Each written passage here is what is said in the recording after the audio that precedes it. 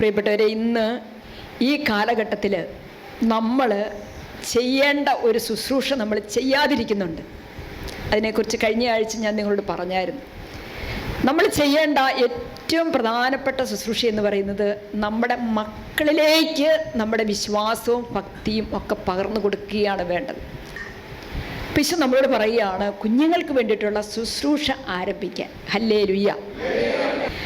അപ്പോൾ രണ്ടാം ശനിയാഴ്ച, ഇനി അടുത്ത രണ്ടാം ശനി എന്ന് പറയുന്നത് 9-ാം തീയതി, അടുത്ത മാസം 9-ാം തീയതി, അത് 2 മണി മുതൽ 5 മണി വരെയുള്ള സമയം കുഞ്ഞുങ്ങൾക്ക് വേണ്ടിയിട്ടുള്ള ശുശ്രൂഷ നടത്തുകയാണ്. നിങ്ങൾ മാതാപിതാക്കൾ അതിന് മുൻകൈ എടുക്കണം. 1, നിങ്ങൾ മധ്യസ്ഥം പ്രാർത്ഥിച്ചു തുടങ്ങണം. 2, നിങ്ങൾക്കറിയാവുന്ന കുഞ്ഞുങ്ങളെയൊക്കെ കൊണ്ടുവരാനായിട്ട് മറ്റുള്ളവരോട് പറയുകയും നിങ്ങളും നിങ്ങളുടെ മക്കളെയും കൊച്ചുമക്കളെയും ഒക്കെ കൂട്ടി ശുശ്രൂഷയ്ക്ക് വരണം. അപ്പോൾ ഇതുപോലെ തന്നെയാണ് നമ്മൾ ശുശ്രൂഷ നയിക്കുന്നത്. സ്പിരിച്വൽ ഷെയറിങ്ങിനുള്ള അവസരം. കുഞ്ഞുങ്ങൾക്ക് സങ്കടങ്ങളൊക്കെ പറയാനുണ്ട്, അവർക്ക് അവരുടെ ബുദ്ധിമുട്ടുകളൊക്കെ പങ്കുവയ്ക്കാൻ ആഗ്രഹങ്ങളുണ്ട്, സംശയങ്ങളൊക്കെ ചോദിക്കാനുണ്ട്, അവരുടെ വേദനകൾ പങ്കിടാനുണ്ട്. അപ്പോൾ അതിനൊക്കെയുള്ള ഒരു അവസരം നമ്മൾ കൊടുക്കുന്നു. അവരെ പരിപൂർണമായുള്ളൊരു സൗഖ്യത്തിൻ്റെയും വലിയ ഇന്നർ ഹീലിങ്ങിൻ്റെയും ആന്തരിക സൗഖ്യ അനുഭവത്തിലൂടെയൊക്കെ നമ്മളൊന്ന് അവരെ ഒന്ന് കടത്തിവിട്ട് അവരെ കുറച്ചും കൂടെ സ്പിരിച്വലായിട്ട് ആത്മീയമായിട്ട് നമുക്ക് വളർത്താനുണ്ട്, വിശ്വാസത്തിൽ വളർത്താനുണ്ട്, സഭയോട് ചേർത്ത് വെച്ച് വളർത്താനുണ്ട്.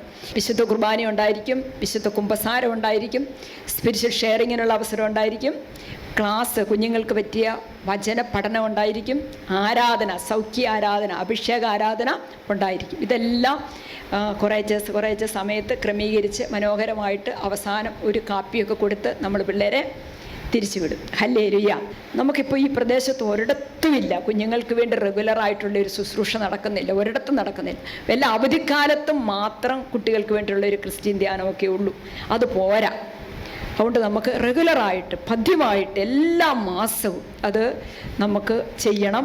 അതിന് നിങ്ങളെല്ലാവരും സഹായിക്കണം, മധ്യസ്ഥം പ്രാർത്ഥിക്കണം, മറ്റു അറിയാത്തവരോട് പറഞ്ഞ് പിള്ളേരെ കൊണ്ടുവന്ന് വിടണം. ആ സമയത്ത് കുട്ടികളുടെ കൗൺസിലിങ്ങിൻ്റെ സമയത്ത് പേരൻസും കൂടെ ഉണ്ടെങ്കിലാണ് നല്ലത്. അപ്പം കുട്ടികളുടെ വിവരങ്ങൾ പറയാനും അവരുടെ പ്രശ്നങ്ങൾ പറയാനും ആ കൂടെ നിങ്ങൾ ശ്രദ്ധിക്കേണ്ട കാര്യങ്ങൾ കാണും അല്ലേ, അതൊക്കെ നിങ്ങൾക്ക് പറഞ്ഞു തരാനും ഒക്കെ സഹായിക്കും. അതുകൊണ്ട് ഏതെങ്കിലും കുഞ്ഞിനോട് നിൻ്റെ മാതാവിനെയോ അമ്മയോ അപ്പനെയോ കൂട്ടിക്കൊണ്ട് വരണമെന്ന് സ്പിരിച്വൽ കൗൺസിലിംഗ് കൊടുക്കുന്ന വ്യക്തി പറഞ്ഞാൽ പിന്നെ നിങ്ങൾ എന്ത് ചെയ്യണം? പിറ്റത്തെ ആഴ്ച ആ കൊച്ചിൻ്റെ കൂടെ ഇങ്ങോട്ട് പോന്നേക്കണം. Hallelujah, hallelujah. അവർക്ക് പറഞ്ഞേ ഹല്ലേലൂയ. ആ ശുശ്രൂഷയ്ക്ക് വേണ്ടി നമുക്ക് പ്രാർത്ഥിച്ചൊരുങ്ങാം.